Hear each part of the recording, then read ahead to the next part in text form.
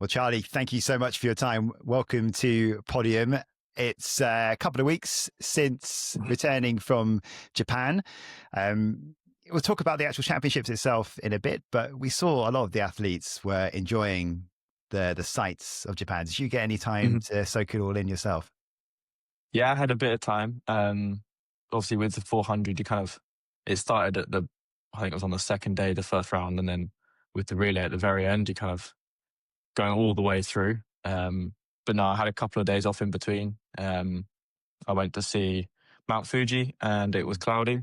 So didn't actually see much of the mountain itself, but it was cool to go on the bullet train there. And we went to, the first night we were there, we went to Shibuya Crossing, which is the big famous crossing, and had some very nice food around there. So I saw a little bit of Tokyo, not as much as I wanted to, but yeah. Was it your first time there?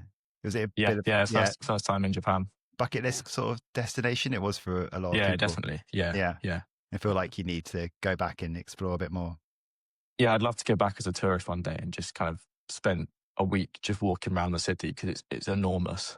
Like you probably need more than a week to see all of it, to be honest. Yeah, it's mad. It's just such a huge metropolis, isn't it? When you look at the championships itself, then what were your immediate thoughts in terms of your reaction to how it all went? And with a bit of time for the dust to settle, do you look at it any differently in terms of how you assess, I guess, your entire season? Yeah, I think for me, I was a little bit disappointed with how Tokyo, the world champs, went. I was expecting a lot more from myself. I think a lot of people were expecting a lot more from myself. I knew I was capable of a lot more. I think the times I ran in the semi, just it wasn't me. It wasn't good enough. Obviously, I'm better than that, and I know I'm better than that, and I know I had a lot more potential. But after the heat, I was feeling really confident, and it was just a really weird sensation. If I had, how like my typical race structure is quite easy to 200, and then from like 250 to the finish line, it's kind of pick up speed and not necessarily run past everyone, but certainly make up a huge amount of distance. Ideally, yeah, but and that just didn't happen in the semi. I don't know what happened. I mean, me and my coach have talked about it, and we think we've narrowed it down. But yeah, it's just one of those things where you don't get it right on the day. There's no second chances, unfortunately. And do you feel like, I guess, last year in 2024, you did nail those championships, great performance at Europeans with a silver, great semi-final, nearly making the final in Paris. Does it feel kind of frustrating to not deliver your best at championships? Because it's an element of being a pro that it's really tough. Like you have to try and peak at that, really at the most important moment. Yeah, I think last year went really well. I was incredibly happy with how last year went. That was my first year doing the 400, so I had no idea what to expect. Just making the Olympic team was just the dream, and that went really well. And this year I was kind of hoping for a bit more. But yeah, kind of having to peak for British champs in the season, and then again for the world champs, it's really quite difficult, and especially when I found, especially as it's so far away and it's such a late season, I just wasn't prepared for it. I think I wasn't ready for that, and that's my own problem to deal with going forward, because we're gonna have another late champs in 27 in Beijing. It's gonna be around the same time of year, so I learned a lot going forward, and can apply those things going forward, definitely. So how much of the balance in that is physical or mental? Like, which is the hardest thing, I guess, going through to September? I think for me, physical, because I don't want to keep saying this, because I'm so new to the 400 running. Oh, yeah. I think it's still going to take a few years for my body to get used to doing, multiple rounds of the 4, and, running the 4 consistently over the whole season. It's going to take a few years to get used to, and hopefully by 27 we'll have nailed it. So yeah, I think mentally, I'm always going to be ready for a championships mentally. It's just physically. Well, let's get on to that. Because a lot of people do know your background, but a lot of people don't. But you had sort of injury prone, I guess, upbringing when you were younger, but you were such a talented 200-meter runner.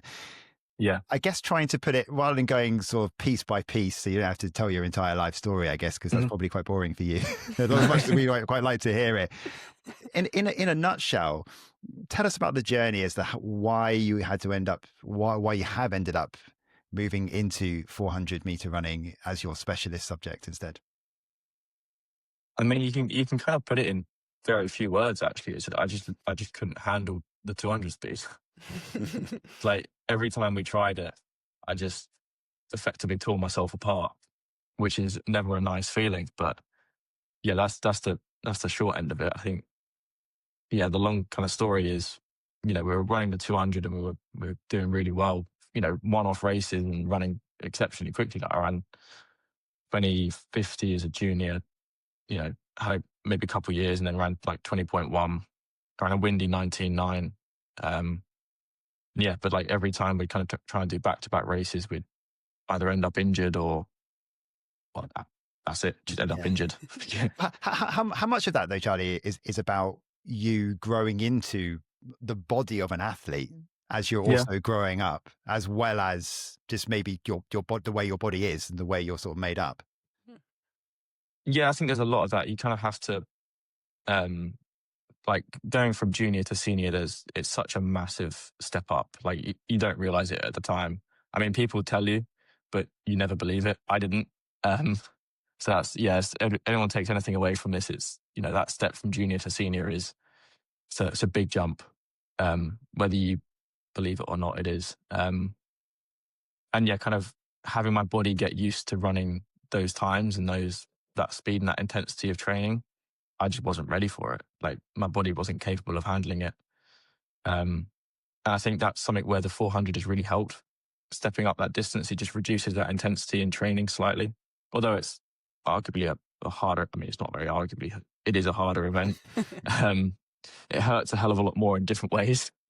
But it's just that kind of step down in pure speed intensity that just has allowed me to kind of, I've had 2 full seasons injury-free, touch wood.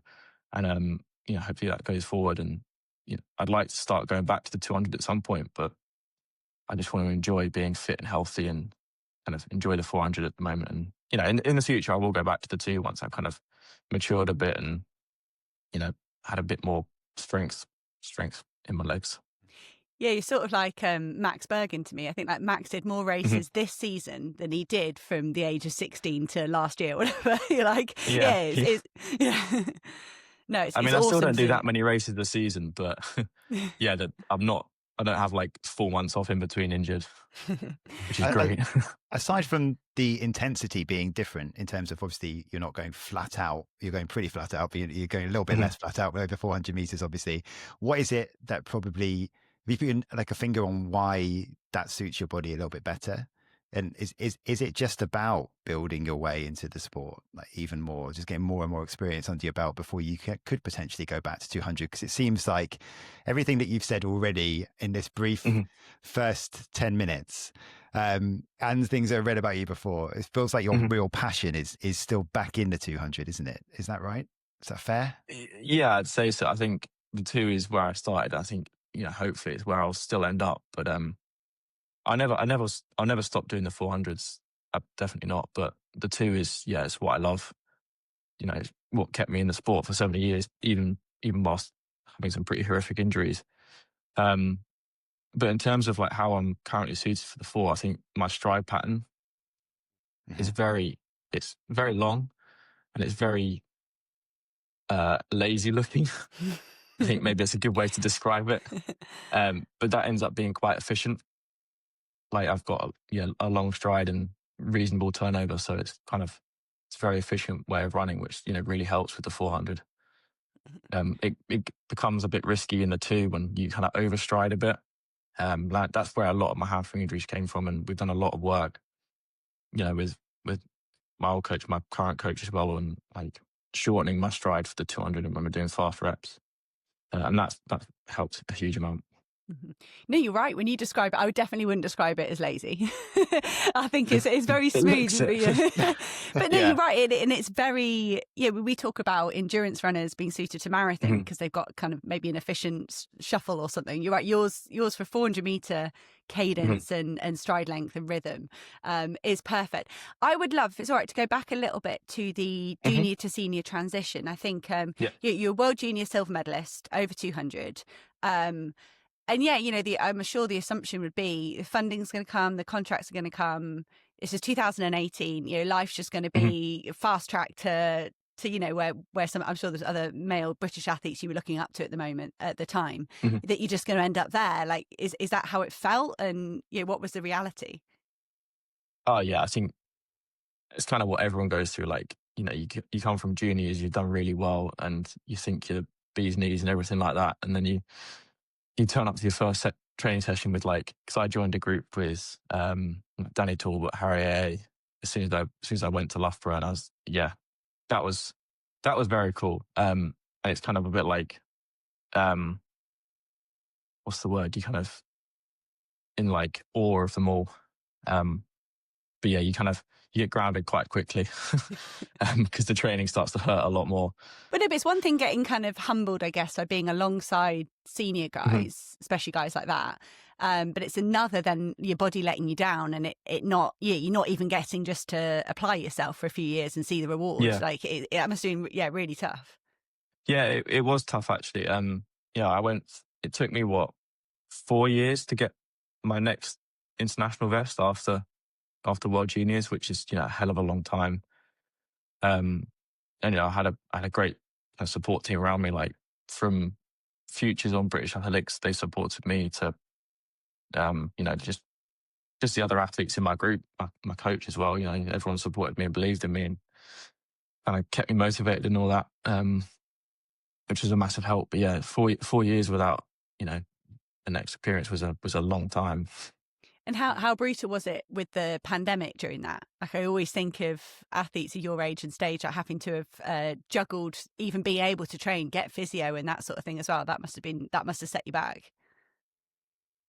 Yeah, I think you say that was the 1 year I didn't have an injury. I think.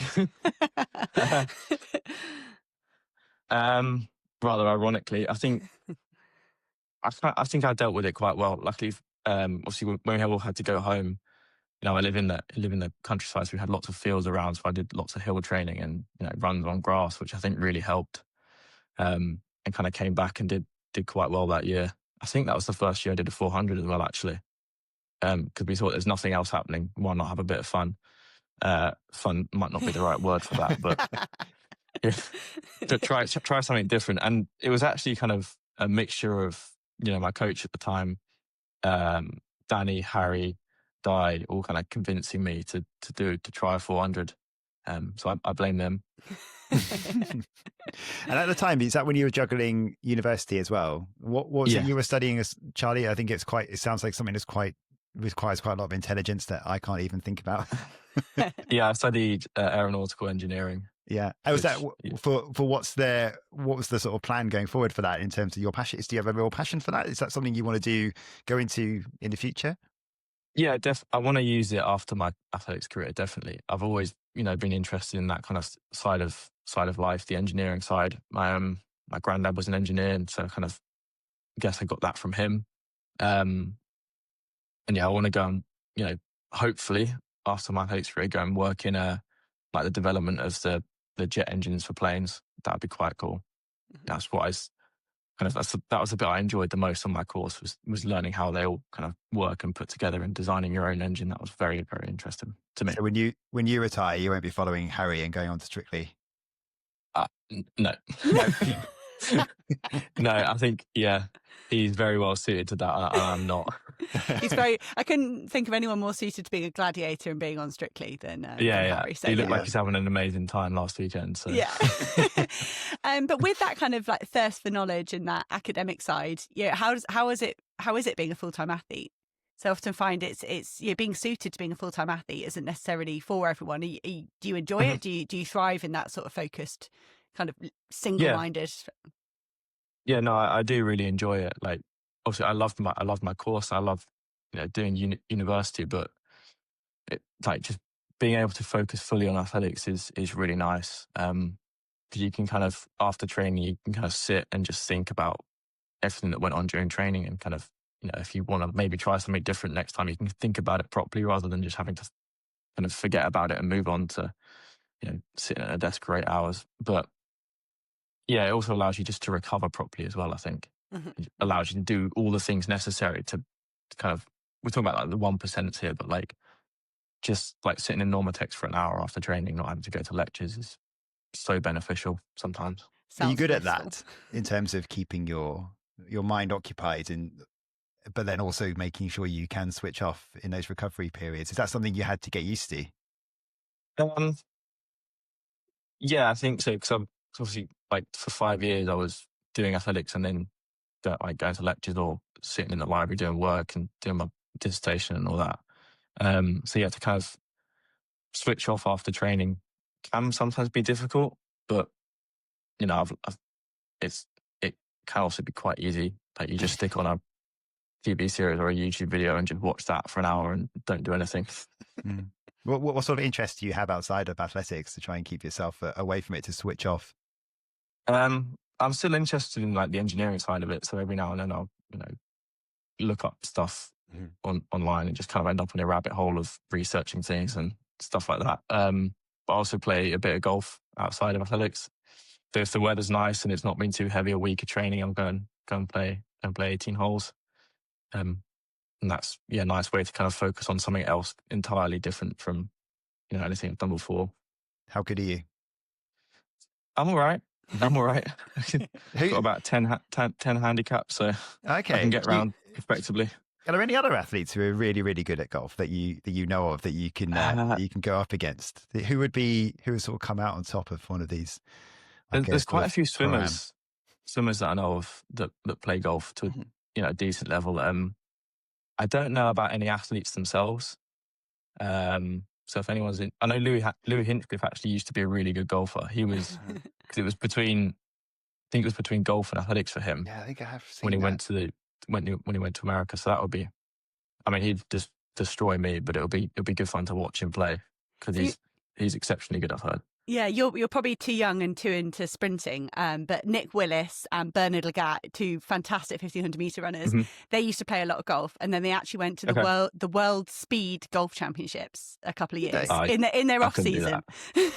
Yeah, it's like it was about a mixture of how many hits it takes and how long it takes you to do the 18 holes. So yeah, it might be a bit too endurance-y for you, but there's a lot of running involved in that. Yeah, they used to go the pair of them and try and see how good they could combine their two passions. Fair enough. Yeah, quite cool. We can find you a 9-course championships, and you can do a 9-hole championships. Yeah, maybe 3 holes. Okay. Yeah. If we go back even further, Charlie, what was your upbringing in terms of getting into track? Did you get into it when you were at a young age? Were you sort of encouraged to go into it? Did you enjoy it at first? Yeah, so I started in year 7 of school, so whatever age you are then, sort of like 10, 11? 11, yeah, I guess 11. 12, something like that. I was kind of encouraged to go into it because I was just quite quick as a kid anyway, but my brother was doing quite a lot of gymnastics at the time to quite a decently high level. He was a very, quite a successful gymnast when he was younger. Unfortunately, he had a few injuries that kind of forced him out of the sport, which is very sad. But I was kind of, because he was spending, 4 or 5 evenings a week at the gym training, and like my parents kind of encouraged me to do something else for myself. And I took up athletics, and I went to my local club and just kind of for the first couple of years just trained for fun, really. So I just enjoyed being down at the track with, kids the same age as me, just running around basically. Messing around as well, getting told off. And so that's kind of where I started. But my mum was an athlete herself, so I think she was also a driving factor in that. I started taking it seriously around probably 2017, 2016. Yeah, so I had a few years of kind of bit of fun, mess around. Were you good at it straight away? Could you tell that were you just beating everyone, or did that take a bit of time? No, I was never really the best. I was all right, but there were nearly always a couple of people faster than me, and I was also quite small for my age.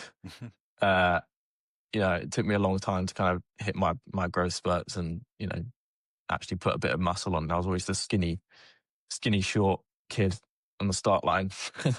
And then, 2016, 2017, I grew probably about a foot, and actually started to do well and kind of decided to take the next step and become a full-time athlete at the time, but like just take training a bit more seriously, like started going to the gym and all that. Okay, yeah. Because when I go down the track and I see the sort of kids there, the early sort of high school kids, and you say about a bit of messing around, and I'm constantly hearing the coaches, be like, Charlie, concentrate on what you're doing. Listen to what. Were you that kind of kids at first? A little bit. Yeah. There were a couple of us that just enjoyed, I think, more the mess around side of it than the athletic side of it when we first started. Yeah. No, and then that progression, that must have been quite fun. Got like English schools, making world juniors, getting a medal, that sort of thing.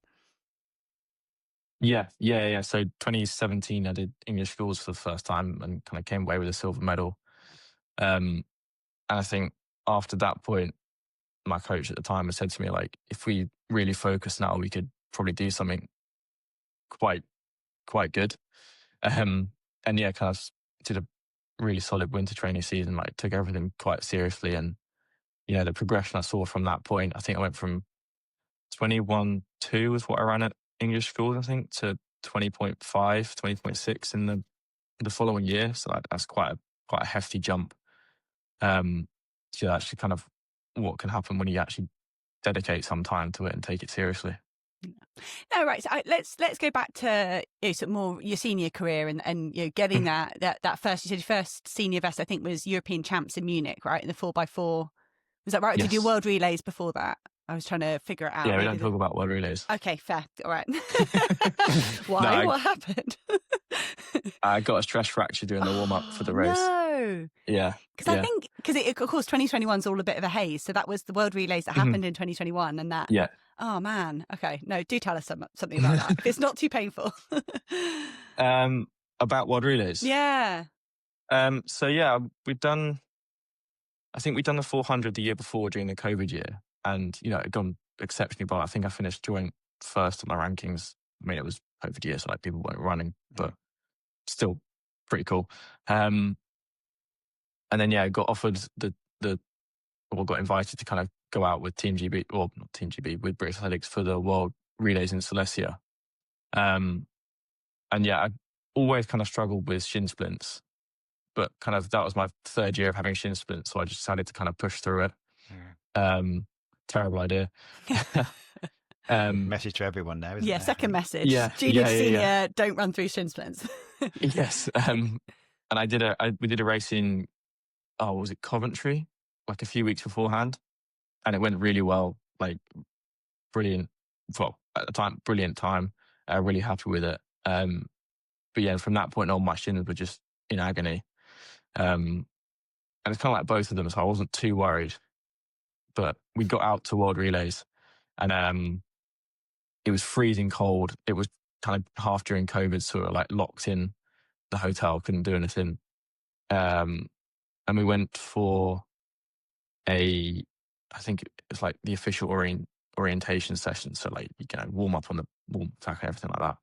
And I started the warm up lap in not too much pain, but like nothing I've dealt with previously.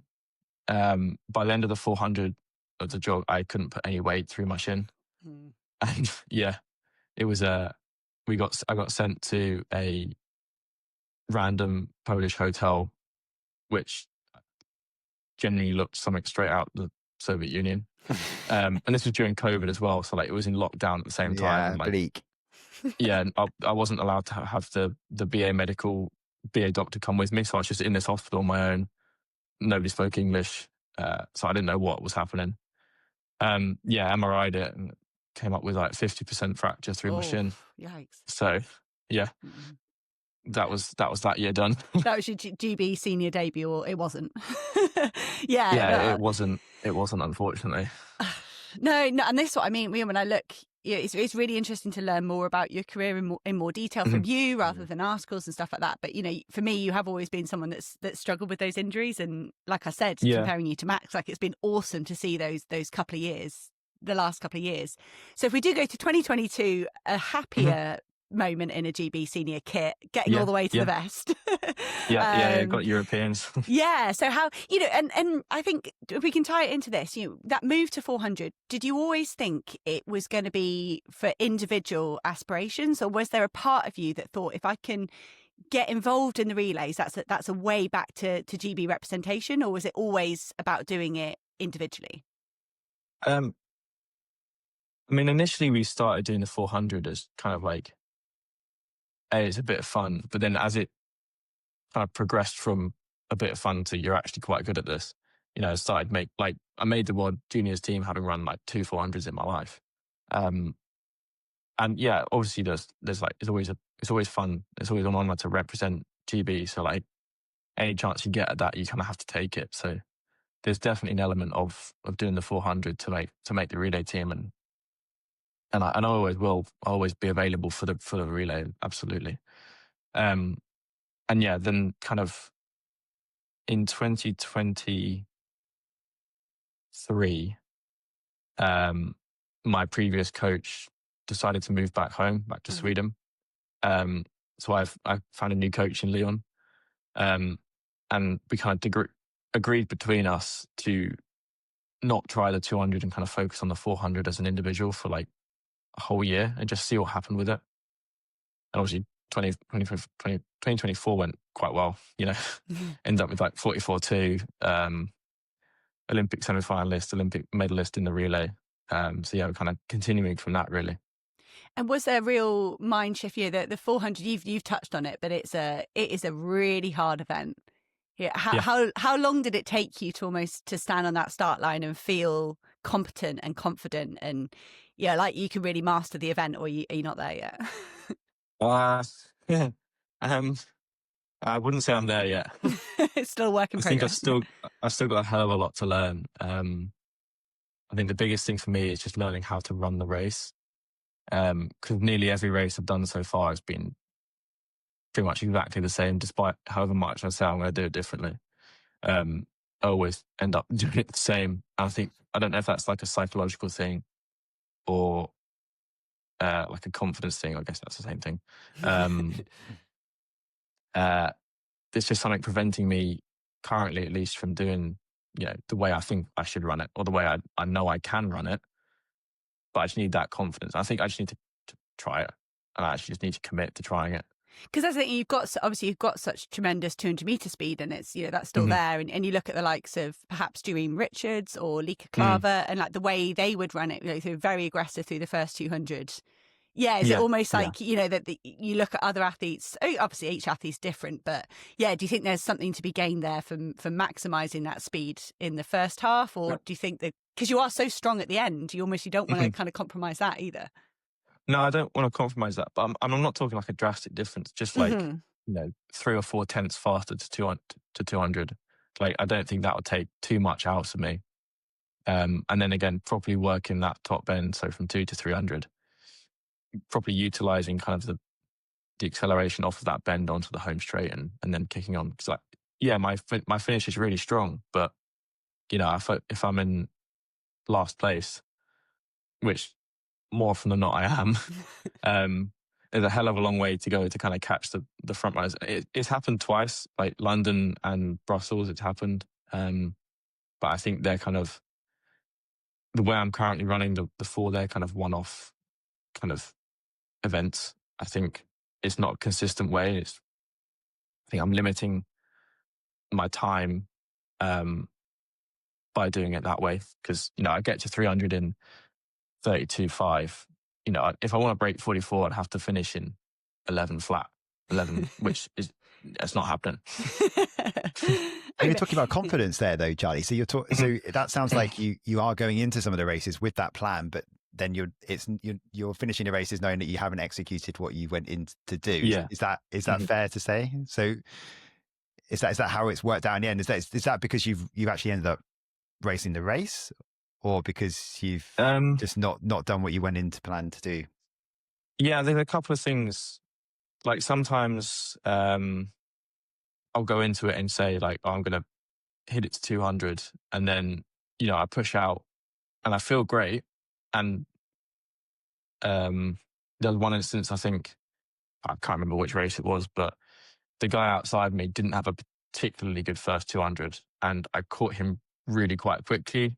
And then I thought, oh my God, I've gone out way too fast here. And then I slowed myself up based on him. And then by the time I realized, no, it's actually the other way around, it was kind of too late to do anything about it, which is why I need to kind of learn. Again, it just comes back to learning a 400, like learning my pace, my rhythm, and not kind of feeding off anyone else. Like, yeah. The flip side to that, though, is for me. Sorry, Hannah. Just one moment. Yeah. Is that your strength and what the fear that you can put into your rivals is what you can do at the end. So you almost don't want to lose that sort of ability to catch them off guard, right? Because that race at the London Diamond League, for me, it's one of the most memorable races of the year. The way you came through at the end and your reaction at the end as well of this absolute shock. I think all that together, you kind of don't want to. You kind of want to find a way to not lose that completely, do you? You want to be that threat where at the last 100 meters, they're thinking, "Oh, Charlie's coming." A Haruga, isn't it? You want to be, yeah. And that's kind of what I mean by saying only go through 200, like only a couple of tenths quicker. Okay. Because I probably could, if I hit the first 200, I could easily go through in like 20.5, 20.6. And, be up there at 300 with the top guys. But would I be able to hold that? I don't know. Yeah.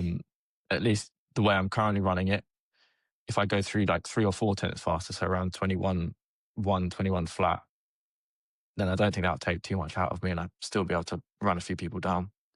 No, it's crazy. When we look at what you've achieved already in the 400 and the times you've run, when you're still so new to the event and you're stacked up against guys that have been running 400, they've run many more races than you. You talk about trying to master an event. And it reminds me, Laura Muir back in 2013, she ran super quick and then got to championships and she didn't know what to do with it. As she said quite openly, she said, I'm not mature enough with my tactics to actually be able to translate these fast times to a tactical, to a championship race. And so when you're talking like that, I'm thinking, we're almost, you should expect a lot of yourself because you're very talented, but it's also tough, when you're up against guys that have got other stuff in their toolbox or they're trying to do something for the 50th time rather than the 5th time. Yeah, definitely. I think, again, it just comes down to learning it, doesn't it? As you said, it's like, just more and more practice you get, the more different ways you try it and kind of work out what works for you. Because I believe I'm fully capable of running a sub 44 400 at one point. I ran 44.1. So if I just take, again, I don't want to keep repeating myself, but just a few tenths off at 200 and, if I can finish in the same strength, then yeah. It sounds simple. It sounds simple, doesn't it? Is that what you're trying to spend the winter trying to persuade yourself? It's simple. Yeah. Is there anyone you really look up to over 400 meter running, Charlie, that you sort of try and base yourself, that you think you're quite similar to? Would you consider yourself to be? We get lots of athletes on this podcast who go like, I'm a student of the sport. I'm fully all in. I love it. I watch every single moment of it. Sort of Hannah level geekery, because it's a running thing. That's not me being offensive to Hannah. She knows that's her status on this podcast. Or are you someone that kind of you're just sticking to your own plan with your coach? Yeah, I definitely wouldn't describe myself as a student of the sport. I don't know anywhere near enough about anything to be close to that. But no, I do really admire Dorian Richards. I know you brought him up already, but he was a kind of 2 sprinter that moved up to the 4 as well. And I just really love the way he runs it. Like he's fast to 200, especially in that Olympic final. He got out. Was it lane 2 or lane 3 he had, wasn't it? I can't remember what he had. No, in the Olympics he had. Oh, sorry, lane sorry, 9. wrong one. Yeah, sorry, I think about Tokyo. Yeah, but in Tokyo, he had. I think it was 2 or 3, and again he went out, and he ran the same time as he did in Paris, and got a medal from it this time, which is great for him. But I really like the way he runs, and I admire his athletic kind of progress. But aside from that, yeah, I try and do my own thing, and I listen to Leon a lot, and because he knows a hell of a lot more than I do about this. So yeah, I just trust what he says. I try and do what he tells me. Yeah. No, I was going to ask about Leon because he's Mhm. Commonwealth Games champion himself back in 2010, over 200. He's still quite a new coach and like a young coach, particularly when you joined him. What was that? Did that feel like a natural decision? Did it feel like a leap of faith to go with Leon? And the group you've got as well. If you can tell us more about how that works and why you think it's so good for you. I certainly wouldn't describe it as a leap of faith. I knew Leon was a good coach. He's had Beth Dobbin previously. Sophie Hahn as well has also done incredibly well the last few years. And Rio, because the year before in 2023, obviously Rio had an incredible year and made the team and was Rio last leg. Mitchum, right? Yeah. And he held off the world champion down the home straight in the final of the relay, and that was incredible. So yeah, I wouldn't say it was a leap of faith joining Leon. I was, I knew he was a good coach and I was confident in him. Obviously, any change comes with risks. I think it was the right time for me to move anyway, to be honest. And yeah, we kind of set out a good plan, and the biggest aim for us was just staying fit and healthy. Anything else on top of that is an achievement, and just getting through the year without any injuries, which we did, was brilliant. And what about your group as well? Like, is it a nice setup and a good balance of people that have got similar aims and similar events and stuff? Yeah, absolutely. Because when I first joined, it was like Rio was in the group, and we both wanted to kind of progress on from our world bronze in the relay. And the rest of the guys in the group are all similarly aimed. Like, we've got quite a decent mix of athletes. We've got like Elliot Jones himself, a 100 sprinter, who's come on exceptionally well this year. He's run a windy 9.9 and a legal 10.0 something. Probably should know that. You can tell I'm not a student of the sport. But yeah, no, we've got a really good group. Everyone gets on really well and enjoys each other's company, which I think is very important in an athletics group, because the sport is hard enough at the best of times. But if you've got a group of people you can enjoy training with, then it makes it quite a lot easier. When we look at the future, then, Charlie, and so we think about your potential over 400 meters, and if you went back to the 200 as well, what do you think that is? And I just wonder as well what you think about everything we've spoken about through this interview, through this chat. We've talked about the injuries that you've suffered and the setbacks you've had, and the mental resilience that you must have built up must be one of your real strengths to keep on pushing. Has that given you a lot more motivation to sort of keep on pushing harder? And where do you think that sort of ceiling is for you? Yeah, definitely. I think something that I'm always really good at is just getting on with it, essentially. Like, whatever setbacks I might have, like, I'll always just kind of move on from it and just focus on the next thing. And I think that's something I've always been good at, especially with the amount of injuries I had. Like, that's been very important, because even with that, I came close to quitting the sport at one point, just because it's hard. How close? And when was that? That was I can't remember what year it was, but it was after like the fourth year of tearing my hamstring or something like that. And the first thing I did was I phoned my girlfriend, and I phoned my mum and said, I'm done. I'm not doing this anymore.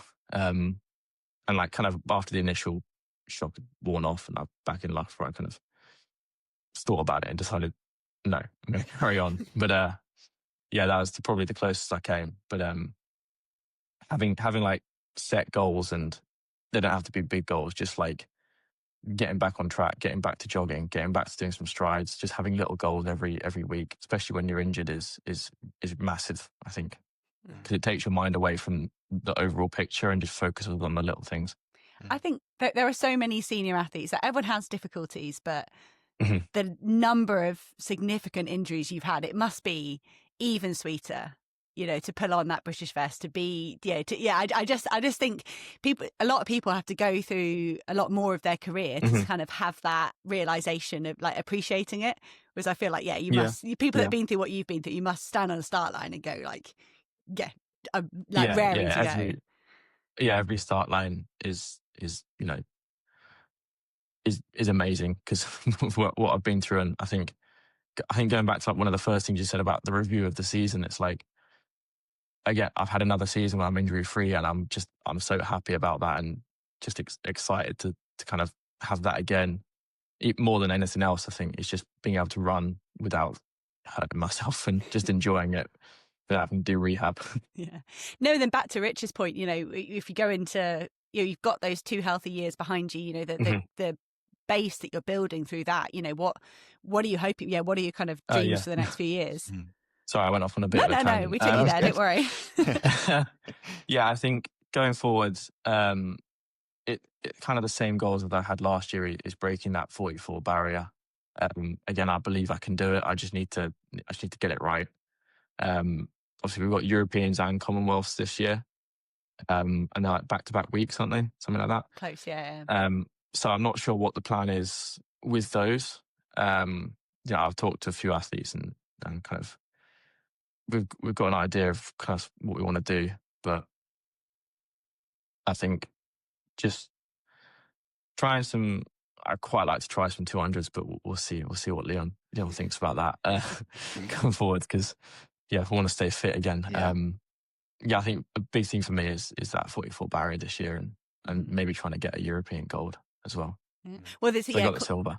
Yes. Well, Commonwealth Games is first, isn't it? And there's only a mixed 4x4 in the Commonwealth Games. Yes. Yeah. And then, so that, at least that's yeah. a bit lighter there. That there's not. Yeah. Yeah. There's not both. Yeah. There's not the rounds of the relay to do as well. And I'm wondering as well. You didn't get to do the Commonwealth Games in Birmingham in 2022, and there's almost this chance to tick both of those things off. Europeans in Birmingham and the Commonwealth Games in Glasgow. It's a pretty cool year. Yeah. I mean, I'd love to do the commies. It's the one I haven't done yet. So. To tick that one off would be special, especially since it's only in Glasgow, so it's basically a home champs, which is brilliant. But so the commies definitely, and then Europeans, we'll see how it goes. I mean, I'd love to have another crack at it, but I've got to be able to handle multiple rounds of the 4 in like basically a week. Well, no, and you are Diamond League final champion last year. You've won London Diamond League. Is that something, when you look at that season and sort of the priority being staying healthy, and do you think you're going to dial down a bit more of the circuit, if you like, and prioritize those 2 champs? I don't know yet, to be honest. No, it's a bit unfair to ask you weeks out, but I haven't really discussed the season with Leon yet, but no, I definitely do the Diamond League. I'd love to do London again. It was, it was an incredible atmosphere in the stadium. It was an incredible competition, even regardless of how I ran. I just loved being in that stadium in front of a home crowd. It was amazing. So definitely try and do that one again, and get a few more Diamond Leagues in as well. Maybe try and win a couple more. That'd be great. And just go from there, really. And it's indoors a little bit too much for a risk for you. Is it something that suits your body very well, or not really? I won't be doing the indoor bends, that's for sure. So 2 or 4 in the relay, unfortunately, are out of the question for me. Okay. 60s. Yeah, why not? Let's see it. It'd be quite fun to mix it up with the short sprinters for once again. Yeah, go for it. But before we finish, just want to ask about the relay, because so much potential in the men's 4x4 team. He's a very, very different character to you, Toby Harris, but obviously he speaks very, he was like giving it the big sell at British Champs. But that you do legit have one of the best squads in the world with some amazing talent coming through. Yeah. Just the depth is great. It's hard to pick a team. There's probably maybe you could pick the first choice 4, but like there's not a lot between you. I just wonder what you think your potential is as a team going forward. It seems like there's a lot of confidence in there. There's a lot of belief. I know you won't be happy with what happened in Tokyo. But where do you think you could go? And I just wonder as well what you think about performing and winning medals and being successful individually versus doing it with all your mates. For the relay as a team, we fully believe that we can win gold. Like, we've got a squad of incredibly talented athletes, and unfortunately with Tokyo we were hampered with a few injuries and people unfortunately we couldn't put our best squad out, and it showed. But the fact that we even made the final with so many injuries just shows the depth we've got coming through, and kind of the people we can rely on to get us around, like Seamus as well. He stepped up, 4 hurdler, hasn't really been involved in relays previously. I think he's done a few, but not at that kind of level.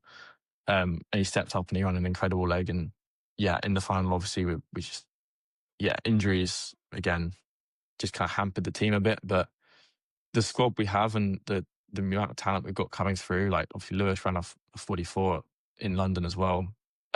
Toby's so close to breaking that barrier. I think if he'd done a few more 4 individual races this year, he would have done it easily. Because he split some brilliant times, like mid 43s, which is incredible. Obviously Matt as well, which we didn't have available, unfortunately. But we've got an exception. Sam as well. I was going to say, healthy Sam. Yeah, Sam without healthy Sam is 6 very weeks dangerous out. as well. Yeah. If he has a full kind of injury free couple of seasons, he's going to be a real danger out there. And we've got a very strong team, and it's going to get to a point where it is going to be hard to choose a strike 4. But I think that's a great thing for us, because a couple of years ago, like we were struggling to even put 4 out, let alone having a team that's kind of capable of winning medals and fighting up there with the US and Botswana and South Africa now. So it's really exciting, looking forward. And my last question about the relays as well is, we've talked about it on a recent episode about the mixed 4x4. And in sport generally, we're seeing more mixed events. So in swimming, triathlon, gymnastics, they're having a mixed thing. It's great. It's really, really fun to watch, and it makes it a little bit more unpredictable. It's a lot more inclusive. It's just much more fun a lot of the time. But the schedule at major championships, it doesn't really allow for to sort of showcase exactly how you want it to look. So, if you're going to pick your best team, you're not going to see it in the mixed event. Do you think there's a way to tweak the schedule to try and make sure that it can be the best of the best? Because there's also the flip side to this is people saying, well, are you sort of devaluing like the value of a medal, because the medal's worth the same, you still get a gold, but maybe you're not putting your full teams out all the time. I just wonder what you think about it and whether you enjoy running in those mixed events. I don't know how you'd change the timetable, to be honest, unless you made it longer, but like it's already quite long, I think, anyway. And like it's weighted at 9 days, like that. That's quite a long time for the athletes to kind of stay focused on a major champs, and even like the volunteers and the officials. Like it's a long time for them to be kind of focusing on their roles and everything like that. I think when you have events like the Commonwealth coming up, when it is just the mixed relay, then I think we'll see some, not necessarily the standard go up, but it's obviously just like the standard is still quite high, but you might get more of those guys that maybe only focus on the individual that might have a go because it's the only relay at commies. I know myself, I'd love to be involved in the mixed relay at commies, because it's a great chance to win a medal and have a crack at a pretty good time. I mean, I've got no idea how you'd change a world champ schedule to fit it in maybe a bit better, but I disagree with the one change rule. I think that limits it somewhat. I feel like you should be allowed to make at least 2 changes, 1 male, 1 female. I think that would be a big step going forward for that, because for the smaller I know it benefits the smaller nations who may only have like 2 good athletes in each sense. You can't just swap out a whole team, because like the US could probably put 3 completely different teams in and probably still win it. It's the US. But I think just allowing that 1 extra change would have a huge benefit. It's just, it was tough, wasn't it? Some of the sort of middling nations, if you like, only be able to put in 1 superstar. Only trade in 1 superstar. It just meant it wasn't as competitive. And I think you're right. I think that's what we could see at the Commonwealth, like a very competitive mixed 4x4, and I think you guys get a chance perhaps at Botswana. They might be quite strong there as well. I think if we put out our best team that we possibly could, I think that we got a good crack at certainly winning it, and maybe even getting close to that world record. Yeah, I can't wait to see it. No, definitely. Just one more question for me before we finish. You've spoken passionately about the Commonwealth Games. And I think we see this disjoint between perhaps what potential host cities have towards Commonwealth Games, even down to like kit contracts and the bonuses that are associated with Commonwealth Games. So there's a disjoint between athlete passion for it and some other parts of the sport and the industry. Why does the Commonwealth Games resonate with you? Like, why does it mean so much to you? I don't know. It's still like any other major championship. It's a chance to represent your country, isn't it? I always take that chance, and then it's always a massively proud moment to pull on whether it's an England vest or a GB vest. It's still pretty amazing. I don't know if obviously Commonwealth Games is slightly different because it's kind of going back through Britain's history, I guess. Whether you agree with it or not, it's still history. I don't know if that's a big one. I think it's just a slightly different event, so it'll be pretty fun. It's more like a mini Olympics, really, isn't it? Because I don't know how this one's going to work, but because it's a reduced timetable with reduced events, but traditionally it's always been a multi-event kind of champs, so it's a bit like a mini Olympics, which might be good fun. No, and it seems to be something, the athletes involved with it always resonates with them, or it resonates with them as children. And I think once it's up and going, everyone remembers that. But it's sort of, I don't know, it's kind of strange. When you talk to American athletes, they just do not get it. What's the fuss about? No. But it is actually tremendous. Yeah, it does have a lot of history behind it and a lot of prestige. Yeah, definitely. Well, Charlie, thank you so much for your time giving all that up to speak to us. And we've loved seeing you compete injury-free. You've given us some incredible races over the past few years as well. And we're just enjoying watching your progress. And we really hope that we can see you continue that next year. Thank you very much. Best of luck. Thank you very much. Thank you for having me.